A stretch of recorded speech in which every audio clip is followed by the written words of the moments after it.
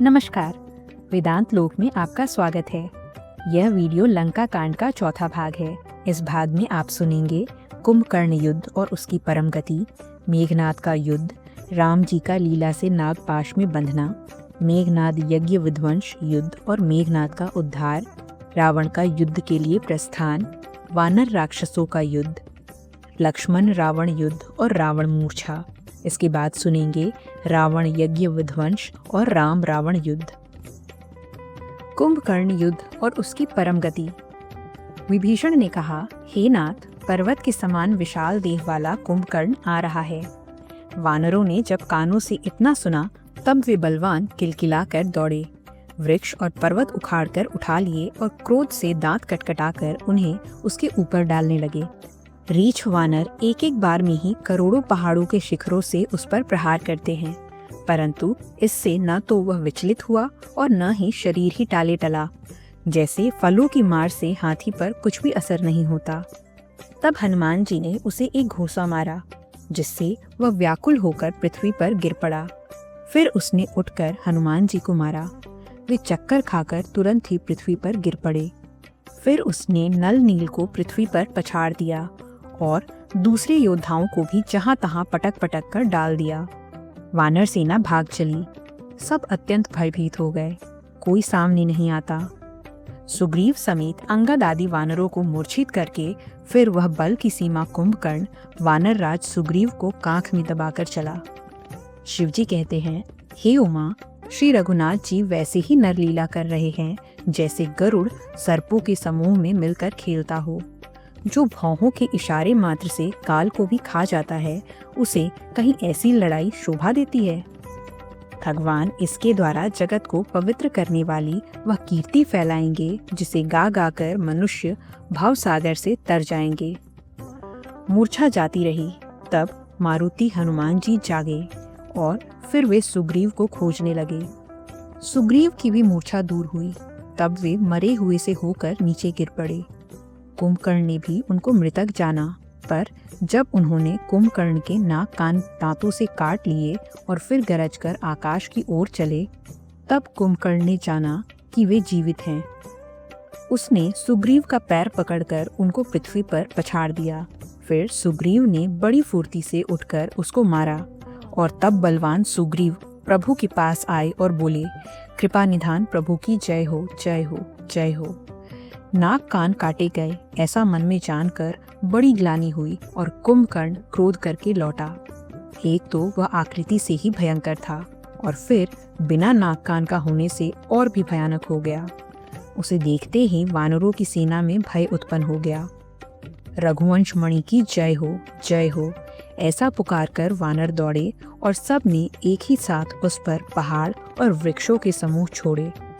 रण के उत्साह में कुंभकर्ण विरुद्ध होकर उनके सामने ऐसा चला मानो क्रोधित होकर काल ही आ रहा हो। वह करोड़ करोड़ वानरों को एक साथ पकड़ पकड़ कर खाने लगा। वे उसके मुंह में इस तरह घुसने लगे मानो पर्वत की गुफा में टिड्डियां समा रही हों। करोड़ों वानरों को पकड़कर उसने शरीर से मसल डाला। करोड़ों को हाथों से मलकर पृथ्वी की धूल में मिला दिया। पेट में गए हुए भालू और वानरों के झुंड उसके मुख, नाक और कानों की राह से निकल निकल कर भाग रहे हैं। रण के मद में मत्त राक्षस कुंभकर्ण इस प्रकार गर्वित हुआ मानो विधाता ने उसको सारा विश्व अर्पण कर दिया हो और उसे वह ग्रास कर जाएगा। सब योद्धा भाग खड़े हुए, वे लौटाए नहीं लौटते। कुंभकर्ण ने वानर सेना को तितर बितर कर दिया। यह सुनकर राक्षस सेना भी दौड़ी। श्री रामचंद्र जी ने देखा कि अपनी सेना व्याकुल है और शत्रु की नाना प्रकार की सेना आ रही है। तब कमल नयन श्री राम जी बोले, हे सुग्रीव, हे विभीषण और हे लक्ष्मण, सुनो, तुम सेना को संभालना और मैं इस दुष्ट के बल और सेना को देखता हूँ। हाथ में धनुष और कमर में तरकस सजकर श्री रघुनाथ जी शत्रु सेना का दलन करने चले। प्रभु ने पहले तो धनुष टंकार किया, जिसकी भयानक आवाज सुनते ही शत्रु दल बहरा हो गया। फिर सत्य प्रतिज्ञ श्री राम जी ने 1,00,000 बाण छोड़े। वे ऐसे चले मानो पंख वाले काल सर्प चले हों। जहां तहां बहुत से बाण चले। जिनसे भयंकर राक्षस योद्धा कटने लगे। उनके चरण, छाती, सिर और भुजदंड कट रहे हैं। बहुत से वीरों के 100-100 टुकड़े हो जाते हैं। घायल चक्कर खा खाकर पृथ्वी पर पड़ रहे हैं।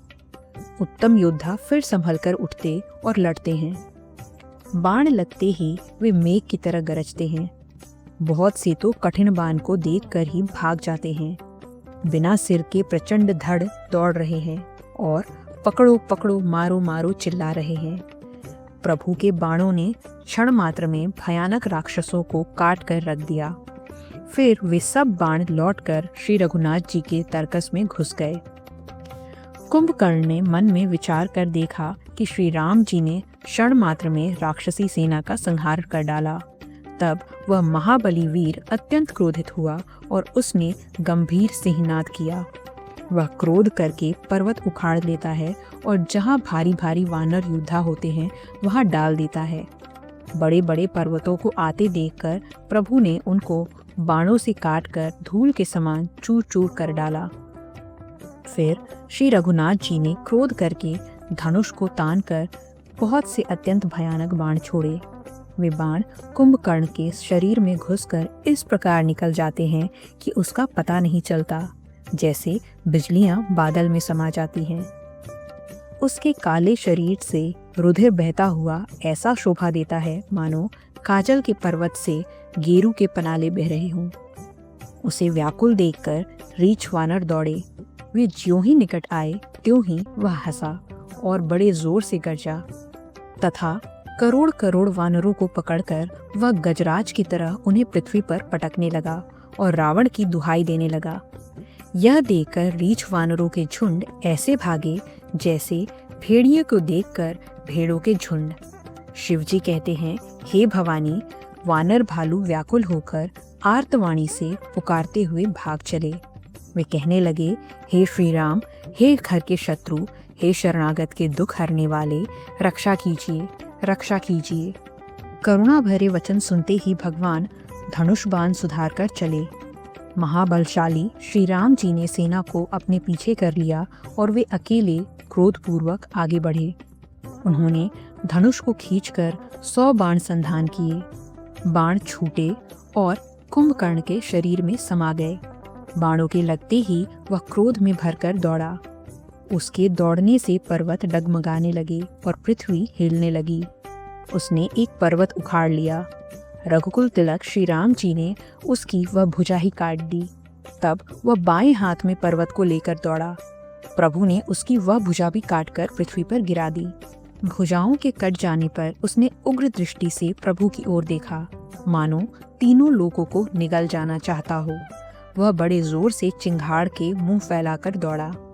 आकाश में सिद्ध और देवता डर कर हाहाकार करने लगे। करुणानिधान भगवान ने देवताओं को भयभीत जाना। तब उन्होंने धनुष को कान तक तानकर उसके मुख को बाणों के समूह से भर दिया, तो भी वह बलशाली पृथ्वी पर न गिरा। मुख में बाण भरे हुए वह प्रभु के सामने दौड़ा, मानो काल रूपी सजीव तरकस ही आ रहा हो। तब प्रभु ने क्रोध करके तीक्ष्ण बाण लिया और उसके सिर को धड़ से अलग कर दिया। वह सिर रावण के आगे जा गिरा। उसे देखकर रावण ऐसा व्याकुल हुआ जैसे मणि के छूट जाने पर सर्प। कुंभकर्ण का प्रचंड धड़ दौड़ा, जिससे पृथ्वी धसी जाती थी। तब प्रभु ने काटकर उसके 2 टुकड़े कर दिए। वानर भालू और निशाचरों को अपने नीचे दबाते हुए वे दोनों टुकड़े पृथ्वी पर ऐसे पड़े जैसे आकाश से 2 पहाड़ गिरे हों। उसका तेज प्रभु श्री राम जी के मुख में समा गया। यह देखकर देवता और मुनि सभी ने आश्चर्य माना। देवता नगाड़े बजाते, हर्षित होते और स्तुति करते हुए बहुत से फूल बरसा रहे हैं। विनती करके सब देवता चले गए। उसी समय देवर्षि नारद आए।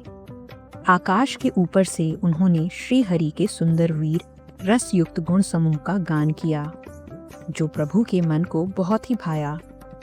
मुनि यह कहकर चले गए कि अब दुष्ट रावण को शीघ्र मारिए। उस समय श्री रामचंद्र जी रणभूमि में आकर अत्यंत सुशोभित हुए। अतुलनीय बल वाले कौशलपति श्री रघुनाथ जी रणभूमि में सुशोभित हैं।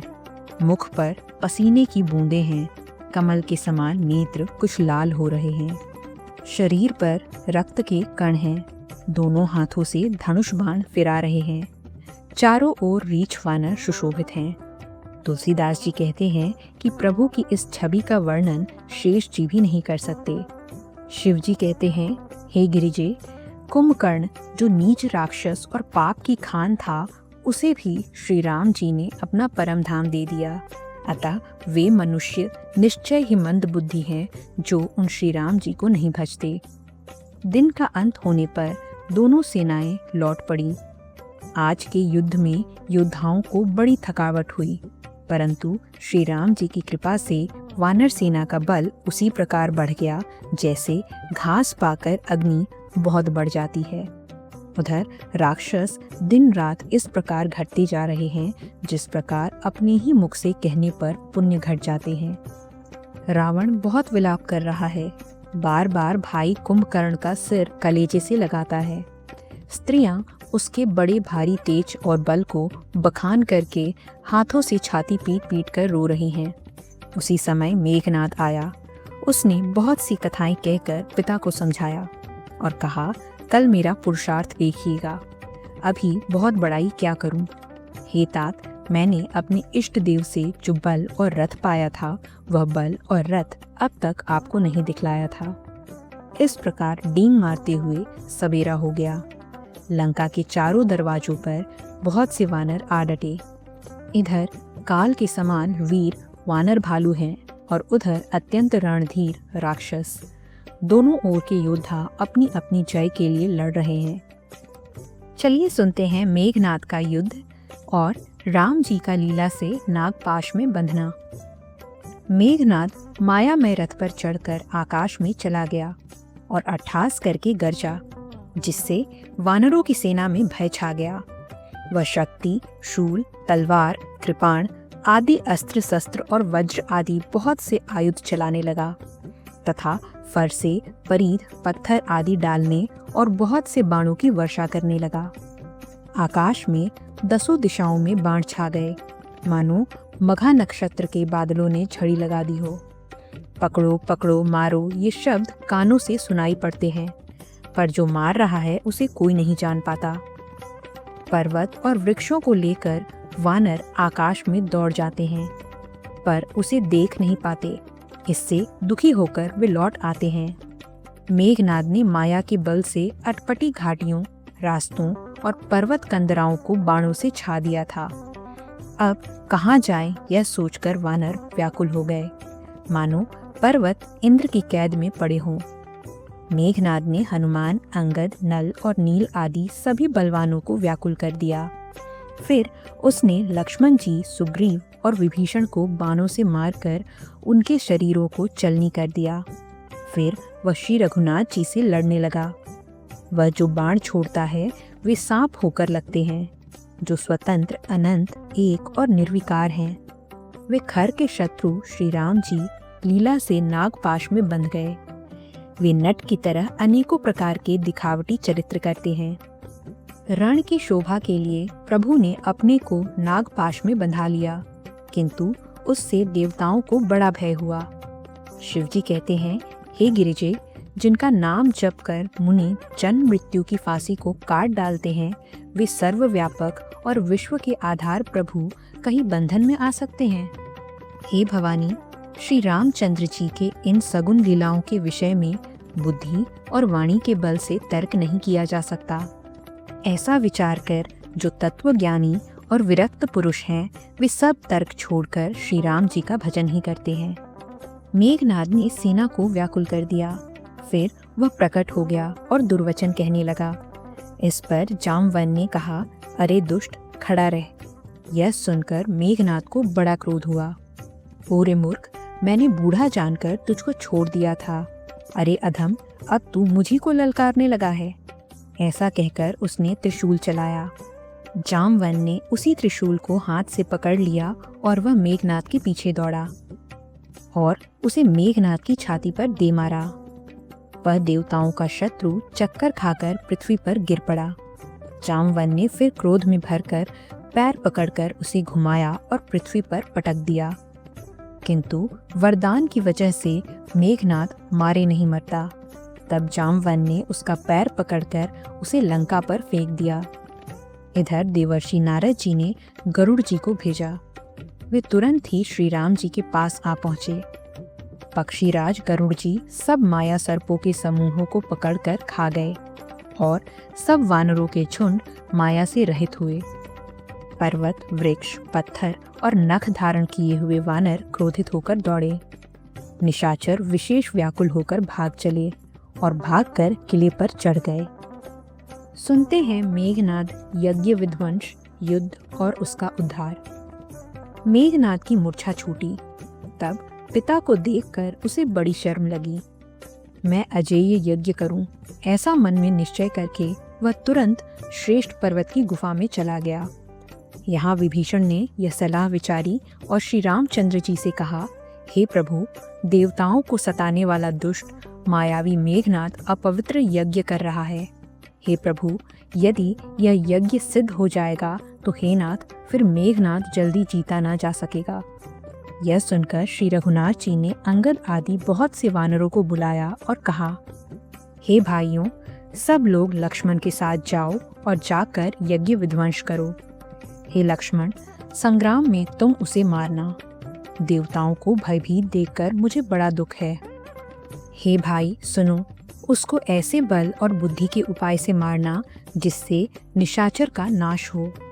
हे जामवन, सुग्रीव और विभीषण, तुम तीनों जने सेना समेत इनके साथ रहना। इस प्रकार जब श्री रघुवीर ने आज्ञा दी तब कमर में तरकस कसकर और धनुष सजाकर रणधीर श्री लक्ष्मण जी प्रभु के प्रताप को हृदय में धारण करके मेघ के समान गंभीर वाणी बोले, यदि मैं आज उसे बिना मारे आऊं तो श्री रघुनाथ जी का सेवक न कहलाऊं। यदि सैकड़ों शंकर जी भी उसकी सहायता करें तो भी श्री रघुवीर की दुहाई है, आज मैं उसे मार ही डालूंगा। श्री रघुनाथ जी के चरणों में सिर नवाकर शेषावतार श्री लक्ष्मण जी तुरंत चले। उनके साथ अंगद, नल, नील, मयंद और हनुमान आदि उत्तम योद्धा थे। वानरों ने जाकर देखा कि मेघनाद बैठा हुआ खून और भैंसे की आहुति दे रहा है। वानरों ने सब यज्ञ विध्वंस कर दिया। फिर भी जब वह नहीं उठा तब वे उसकी प्रशंसा करने लगे। इतने पर भी वह न उठा तब उन्होंने जाकर उसके बाल पकड़े और लातों से मार मार कर वे भाग चले। वह त्रिशूल लेकर दौड़ा। तब वानर भागे और वहां आ गए जहां आगे श्री लक्ष्मण जी खड़े थे। वह अत्यंत क्रोध का मारा हुआ आया और बार बार भयंकर शब्द करके गरजने लगा। हनुमान जी और अंगद क्रोध करके दौड़े।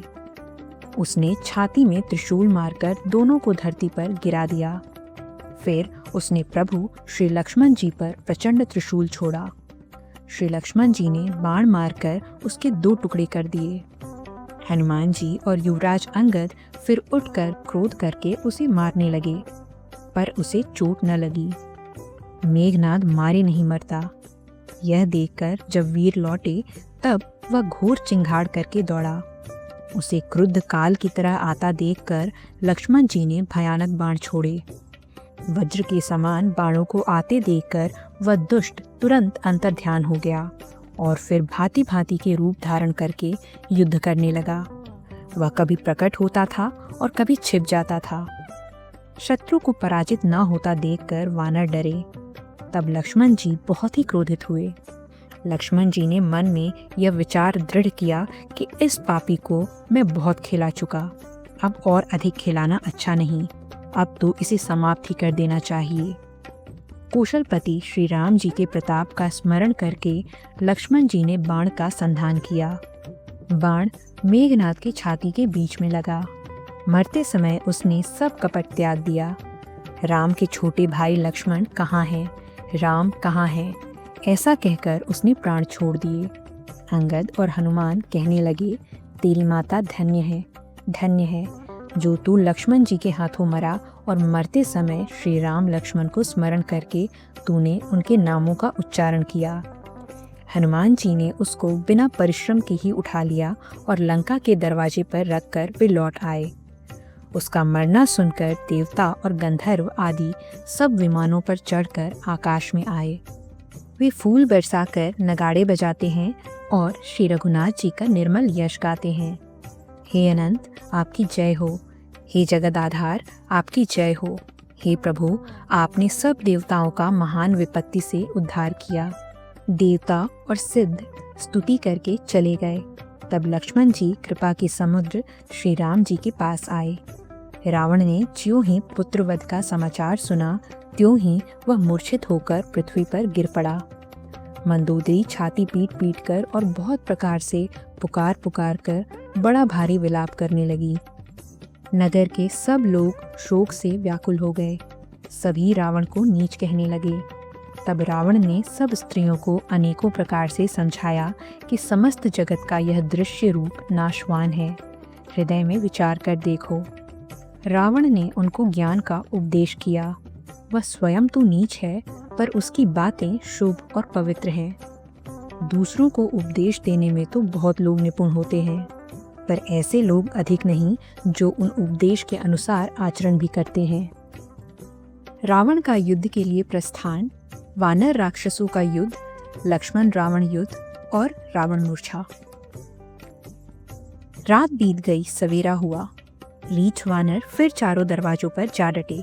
योद्धाओं को बुलाकर दसमुख रावण ने कहा, लड़ाई में शत्रु के सम्मुख जिसका मन डावाडोल हो, अच्छा है वह अभी ही भाग जाए। युद्ध में जाकर भागने में भलाई नहीं है। मैंने अपनी भुजाओं के बल पर वैर बढ़ाया है। जो शत्रु चढ़ आया है उसको मैं खुद ही उत्तर दे दूंगा। ऐसा कहकर उसने पवन की समान तेज चलने वाला रथ सजाया।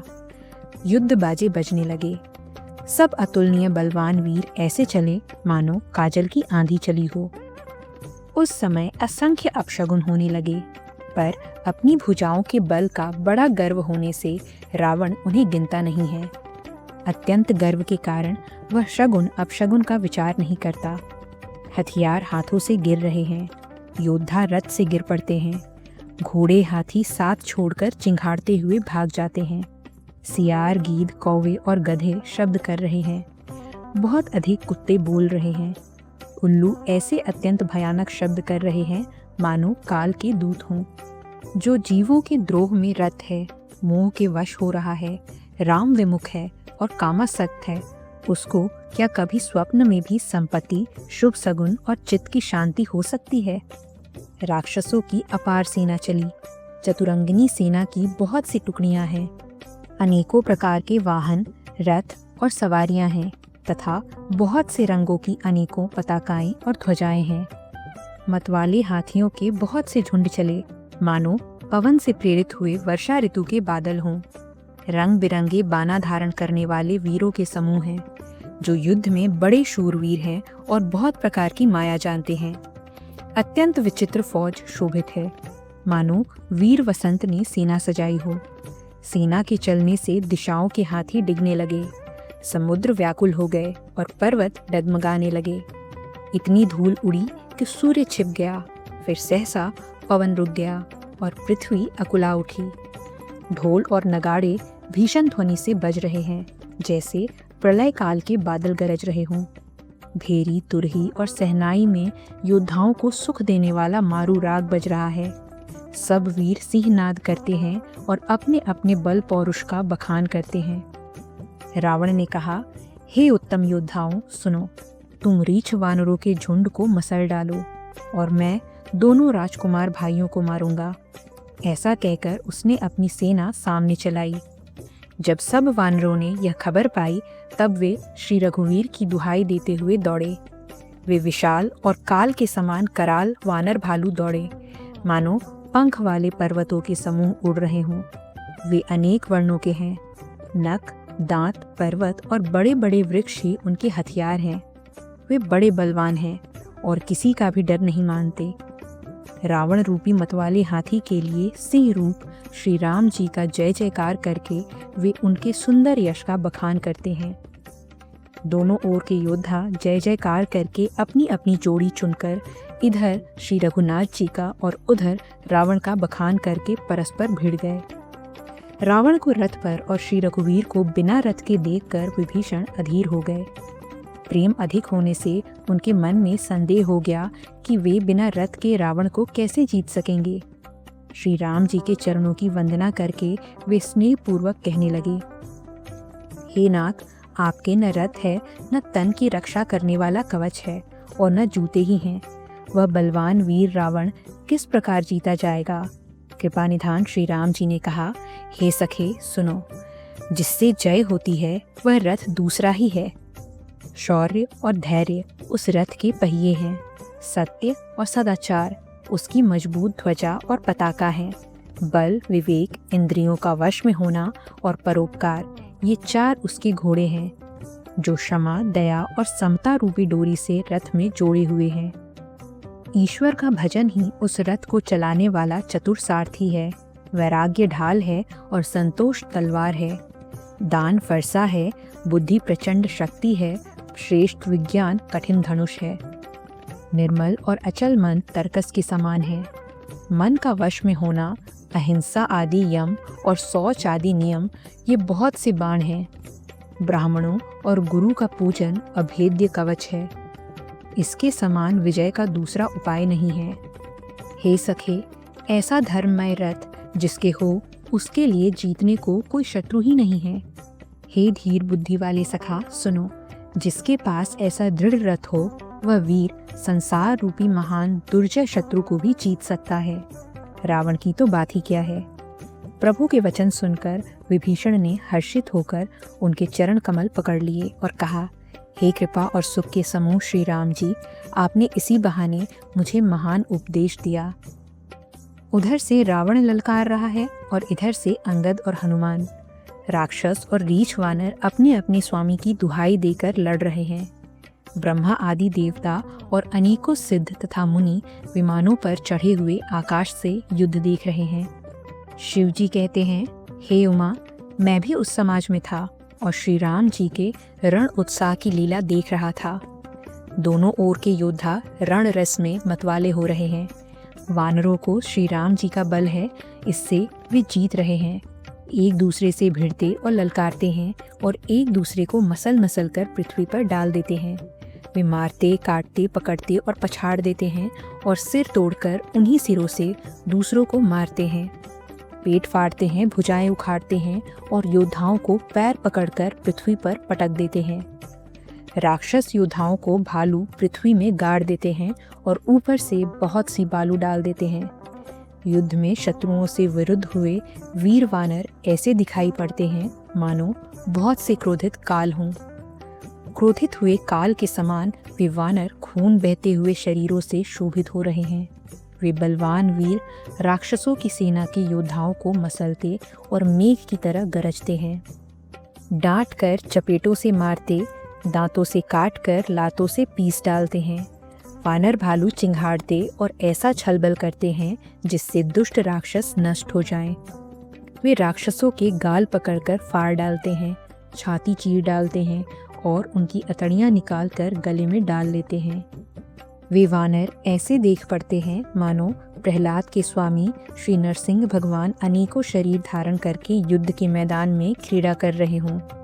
पकड़ो, मारो, काटो, पछाड़ो आदि घोर शब्द आकाश और पृथ्वी में छा गए हैं। श्री राम जी की जय हो, जो सचमुच तृण से वज्र और वज्र से तृण कर देते हैं। अपनी सेना को विचलित होते हुए देखा तब 20 भुजाओं में 10 धनुष लेकर रावण रथ पर चढ़कर गर्व करके लौटो लौटो कहता हुआ चला। रावण अत्यंत क्रोधित होकर दौड़ा। वानर हुंकार करते हुए लड़ने के लिए उसके सामने चले। उन्होंने हाथों में वृक्ष, पत्थर और पहाड़ लेकर रावण पर एक ही साथ डाले। पर्वत उसके वज्र तुल्य शरीर से लगते ही तुरंत टुकड़े टुकड़े होकर फूट जाते हैं। अत्यंत क्रोधी रण उन्मत्त रावण रथ रोककर अचल खड़ा रहा, अपने स्थान से जरा भी नहीं हिला। उसे बहुत ही क्रोध हुआ। वह इधर उधर छपट कर और डपट कर वानर योद्धाओं को मसलने लगा। अनेकों वानर भालू हे अंगद, हे हनुमान, रक्षा करो पुकारते हुए भाग चले। हे रघुवीर, हे गोसाई, रक्षा कीजिए, यह दुष्ट काल की भांति हमें खा रहा है। उसने देखा कि सब वानर भाग छूटे। तब रावण ने 10 धनुषों पर बाण संधान किए। उसने धनुष पर संधान करके बाणों के समूह छोड़े। वे बाण सर्प की तरह उड़कर जा लगते थे। पृथ्वी, आकाश और दिशा विदिशा सर्वत्र बाण भर रहे हैं। वानर भागे तो कहाँ, अत्यंत कोलाहल मच गया। वानर भालुओं की सेना व्याकुल होकर आर्त पुकार करने लगी।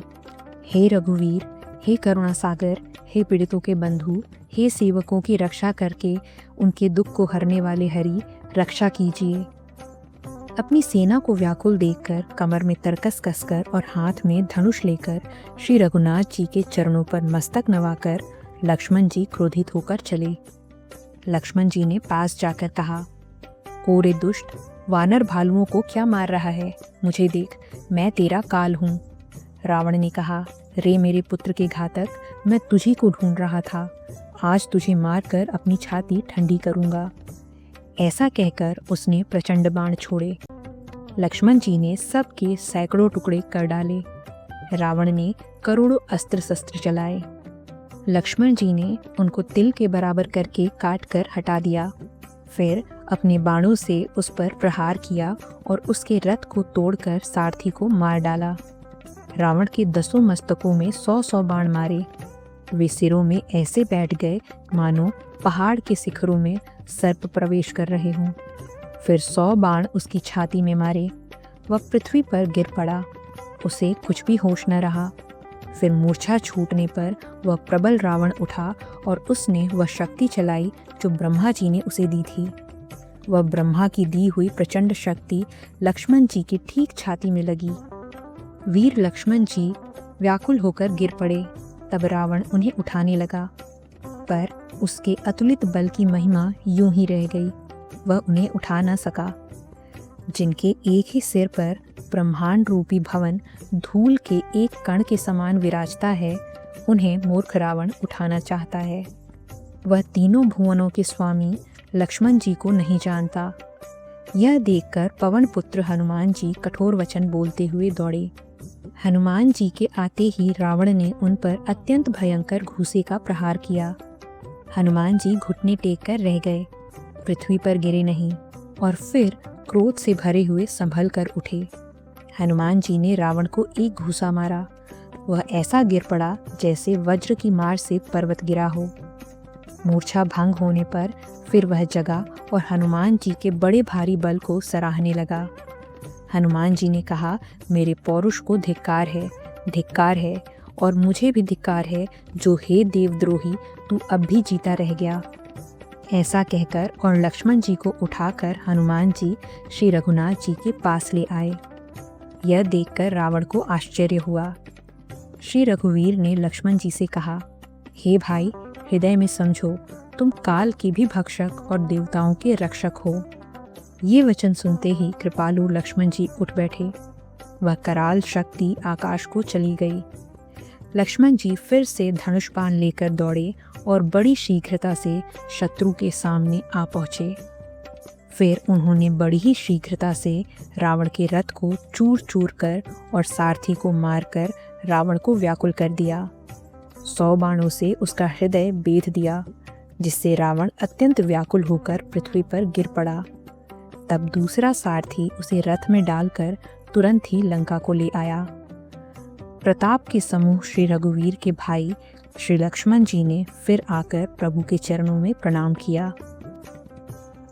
रावण यज्ञ विध्वंस और राम रावण युद्ध। वहां लंका में रावण मूर्छा से जागकर यज्ञ करने लगा। वह मूर्ख और अत्यंत अज्ञानी हठवश श्री रघुनाथ जी से विरोध करके विजय चाहता है। यहाँ विभीषण जी ने सब खबर पाई और तुरंत जाकर श्री रघुनाथ जी को कह सुनाई कि हे नाथ, रावण एक यज्ञ कर रहा है। उसके सिद्ध होने पर वह सहज ही नहीं मरेगा।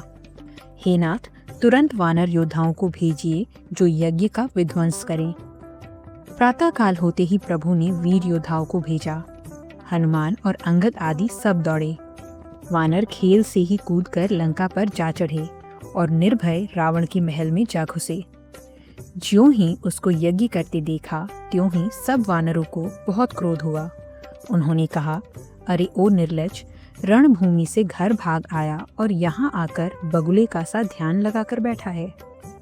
ऐसा कहकर अंगद ने लात मारी, पर उसने इनकी ओर देखा भी नहीं। उस दुष्ट का मन स्वार्थ में अनुरक्त था। जब उसने नहीं देखा तब वानर क्रोध करके उसे दांतों से पकड़कर काटने लगे और लातों से मारने लगे। स्त्रियों को घर से बाहर घसीट लाए। वे अत्यंत ही दीन होकर पुकारने लगी। तब रावण काल के समान क्रोधित होकर उठा और वानरों को पैर पकड़कर पटकने लगा। इसी बीच में वानरों ने यज्ञ विध्वंस कर डाला। यह देखकर रावण मन में हारने लगा। यज्ञ विध्वंस करके सब चतुर वानर श्री रघुनाथ जी के पास आ गए। तब रावण जीने की आशा छोड़कर क्रोधित होकर चला। चलते समय अत्यंत भयंकर अपशगुन होने लगे। गीद उड़ उड़कर उसके सिरों पर बैठने लगे, किंतु वह काल के वश था। इससे किसी भी अपशगुन को नहीं मानता था। उसने कहा, युद्ध का डंका बजाओ। निशाचरों की अपार सेना चली। उसमें बहुत से हाथी, रथ, घुड़सवार और पैदल हैं। वे दुष्ट प्रभु के सामने कैसे दौड़े, जैसे पतंगों के समूह अग्नि की ओर जलने के लिए दौड़ते हैं। इधर देवताओं ने स्तुति की कि हे श्री राम जी, इसने हमको दारुण दुख दिए हैं, अब आप इसे अधिक न खिलाइए। जानकी जी भी बहुत दुखी हो रही हैं। देवताओं के वचन सुनकर प्रभु मुस्कुराए। फिर श्री रघुवीर ने उठकर बाण सुधारे। मस्तक पर जटाओं के जूड़े को कस कर बांधे हुए हैं और बीच बीच में पुष्प गुथे हुए शोभित हो रहे हैं। लाल नेत्र और मेघ के समान श्याम शरीर वाले और संपूर्ण लोकों के नेत्रों को आनंद देने वाले हैं। प्रभु ने कमर में फेंट और तरकस कस लिया और हाथ में धनुष ले लिया। प्रभु ने हाथ में धनुष लेकर कमर में तरकस कस लिया। उनके भुजदंड पुष्ट हैं और मनोहर चौड़ी छाती पर ब्राह्मण के चरण चिन्ह शोभित हैं। तुलसीदास जी कहते हैं, ज्यों ही प्रभु धनुष बाण हाथ में लेकर फिराने लगे, त्यों ही ब्रह्मांड, दिशाओं के हाथी, कच्छप, शेष जी, पृथ्वी, समुद्र और पर्वत सभी डगमगा उठे। भगवान की शोभा देखकर देवता हर्षित होकर फूलों की अपार वर्षा करने लगे और शोभा, शक्ति और गुणों के धाम करुणा निधान प्रभु की जय हो, जय हो, जय हो ऐसा पुकारने लगे। इसी बीच में निशाचरों की अत्यंत घनी सेना कसमसाती हुई आई। उसे देखकर वानर योद्धा इस प्रकार उसके सामने चले जैसे प्रलय काल के बादलों के समूह हों। बहुत से कृपाण और तलवारें चमक रही हैं, मानो दसों दिशाओं में बिजलियां चमक रही हों। हाथी, रथ और घोड़ों का कठोर चिंगाड़ ऐसा लगता है मानो बादल भयंकर गर्जन कर रहे हों। वानरों की बहुत सी पूंछें आकाश में छाई हुई हैं। वे ऐसी शोभा दे रही हैं मानो सुंदर इंद्रधनुष उदय हुए हों। धूल ऐसी उड़ रही है मानो जल की धारा हो। बाण रूपी बूंदों की अपार वृष्टि हुई। दोनों ओर से योद्धा पर्वतों का प्रहार करते हैं, मानो बारंबार वज्रपात हो रहा हो। श्री रघुनाथ जी ने क्रोध करके बाणों की झड़ी लगा दी, जिससे राक्षसों की सेना घायल हो गई।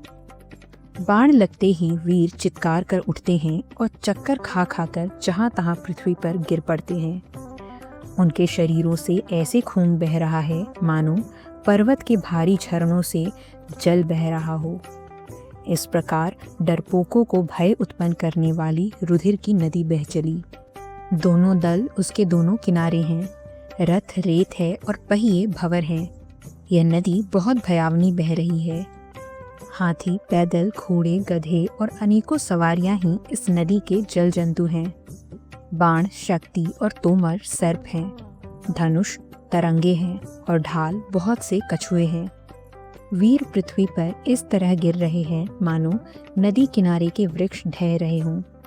बहुत सी मज्जा बह रही है, वही फेन है।